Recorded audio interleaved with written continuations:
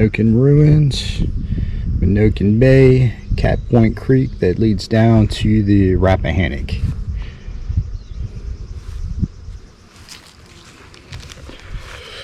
All right, I'm here.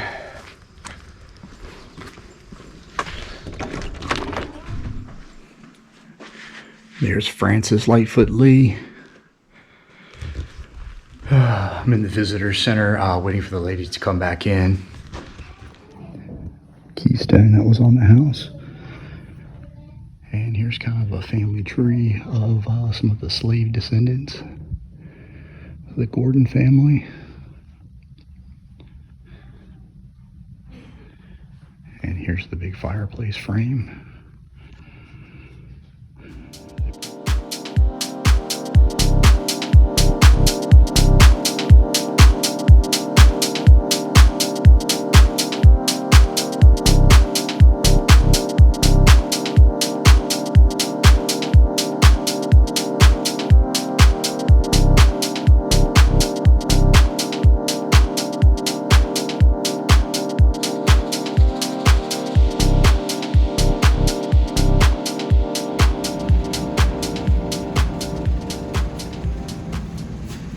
This is probably the best rendering. This is the one I like the best out of all the ones we have, because this gives you a much better feeling of why we're doing what we're doing, because we're not going to change all of this. And I'm about to walk down the rolling road. This is where they rolled the tobacco out to the creek. So, yeah, as I said, I'm out here at MENOKIN. It's the remains of a plantation that was owned by Francis Lightfoot Lee and his wife, Rebecca. And to give you an idea of where I'm at, I'm a few miles outside of the town of Warsaw, out here in Richmond County, just off of the Cat Point Creek, which leads down to the Rappahannock, just a few miles from the Rappahannock. On the other side of the Rappahannock is Tappahannock. So, and Mount Airy Plantation, big plantation, it's where John Taylor II lived, Rebecca's father. Like 2-3 miles south of here. South of that was a plantation called Sabine Hall. It was owned by the Carter family. And the house is actually down this way to the left. And this is part of the Tobacco Road. Leads down to the creek. And there's a couple tenant houses, a couple former slaves lived down here after the Civil War. And if you can see back there, a chimney from a tenant house. They think it was built in the late 1800s. And a giant oak back there.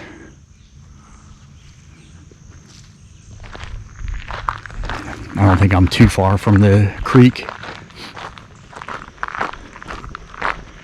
Okay, coming to a fork, and I'm going to stay to the left. Yeah, Cat Point Creek, that way.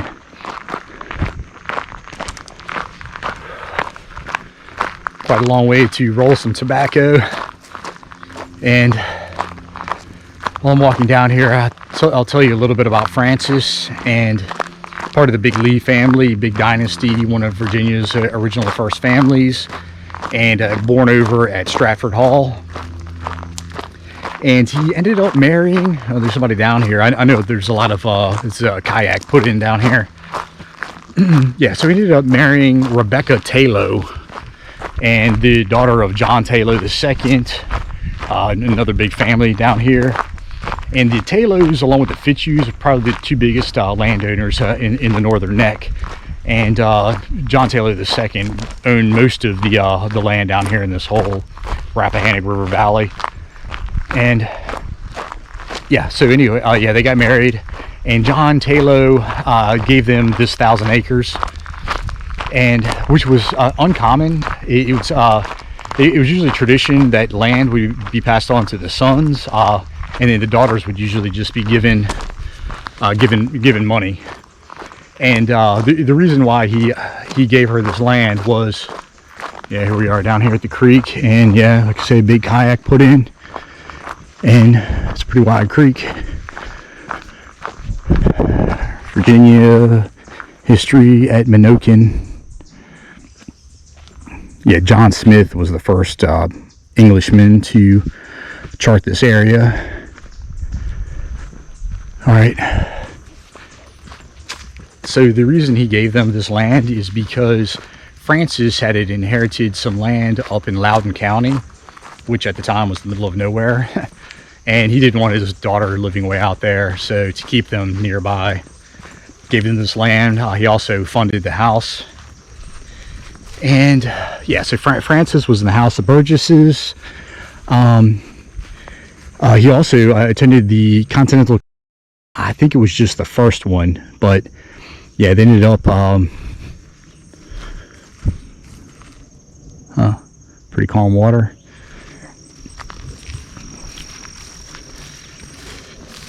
Yeah, so they lived up in Philadelphia for 4 or 5 years. Came back. He was in the Virginia Senate. They then retired out here. And some interesting things to learn. When he married Rebecca, he was 32, maybe 33, but no kids, had never been married, which is, I guess, kind of strange for that time. And yeah, he and Rebecca had never had any kids. So, but I know what you might be thinking, but apparently he wasn't. And yeah, he was madly in love with Rebecca, they say. And I think she was 14 or 15 when they married. But yeah, a little bit of waste of time walking down here, I guess. But I got to see the creek. So Francis and Rebecca lived out here until they died in January of 1797, and they died either a couple days or a couple weeks apart. They're not sure, but they died pretty much. Rebecca died first, then he died pretty much right after, and they're buried down at Mount Airy. So after that, the house was passed on to Rebecca's brother. That would be John Taylor III. He lived here just a short while, and then the house was passed on to John Taylor Lomax, which was Rebecca's nephew. And he lived here about 9 years.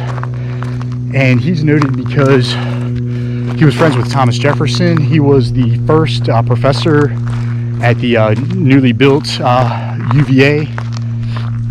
Let's see, he also had a law practice in Port Royal. I just remember that because I was out there recently. And he lived in Fredericksburg a couple times throughout his life, and he actually died there. He's buried in the Fredericksburg Cemetery. So, yeah, after that, the house passed through several hands, fell into disrepair, and 1995 it was purchased by the foundation. So that's where we're at today.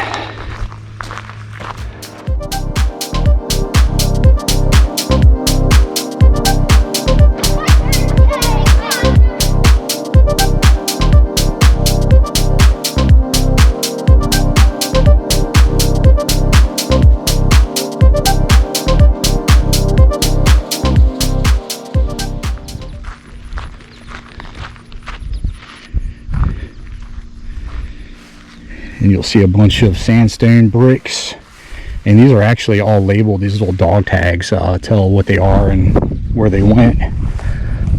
So coming up on the house, oh, and that sandstone was came from sandstone right down by the Rappahannock. All the brick from the chimneys came from the clay right down by the Rappahannock. And what happened, a tree fell on this place, 1968. Kind of a shame.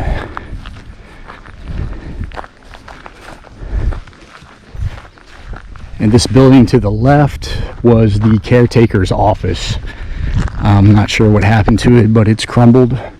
Then on the right, because this is everything was about symmetry back then, so you had an identical building on the right side. That was the kitchen. And we're actually on the back of the house. Of course, all the houses back there used to face the waterway. So, and a pretty interesting looking house. It's kind of a hodgepodge, kind of a mixture of Mount Airy and Stratford Hall. If you're familiar with Stratford Hall, you'll notice the two chimneys shooting up So it's kind of a mini version. And there's Mount Airy, same sandstone bricks, stucco on the front. You'll see pieces of the gray that's stucco. So yeah, as I was saying, built 1769. They moved in 1771. So it may not have been totally completed until 72. But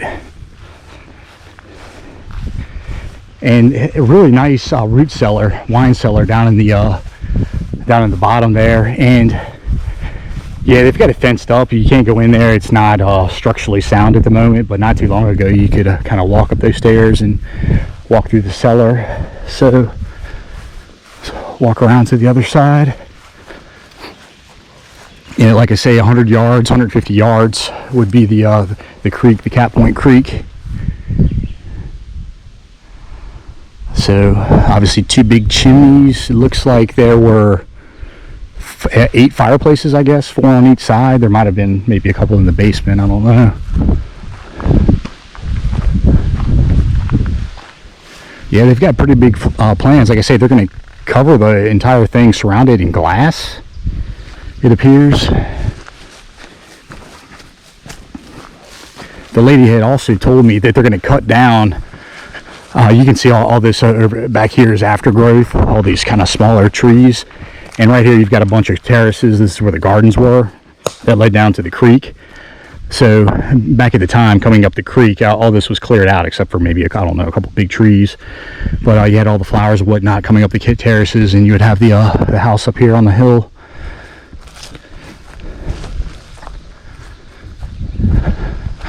Looks like they've got a good amount of work to do.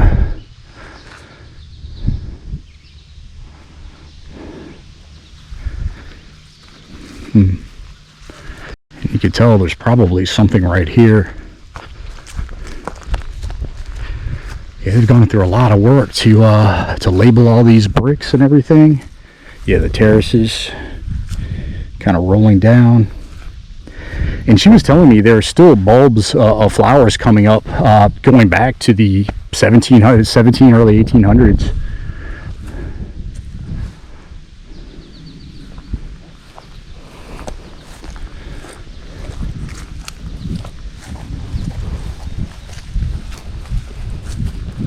And you'll see some fiberglass on this side. That's going to eventually come down, but they stuck that up just to kind of give people an idea of what it's going to eventually look like. And you can see that's the original sandstone bricks right there, but they kind of rebuilt that whole bottom frame.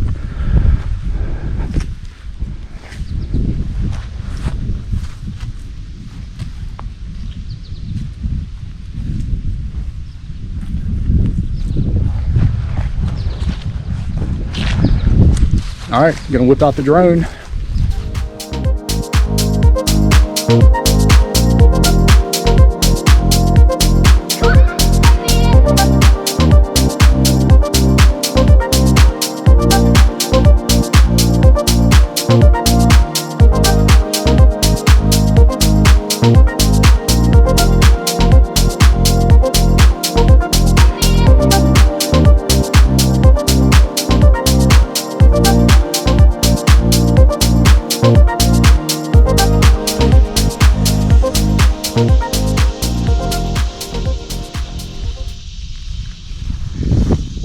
Headed back, and yeah, this is kind of not really a reconstruction, but this is to represent the slave quarters.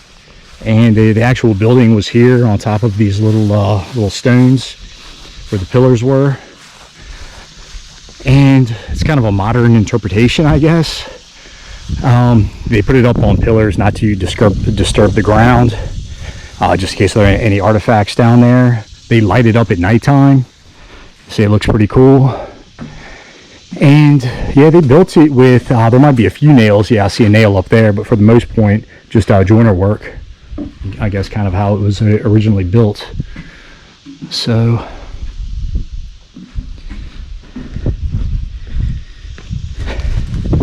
anyway, should have brought some sunscreen. I didn't know the sun was going to come out.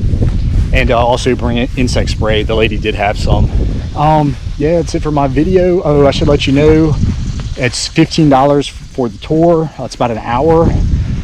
It is free if you just want to walk the grounds. I think it's open from 7 until 7. If you want to take the tour, it's open between 10 and 4.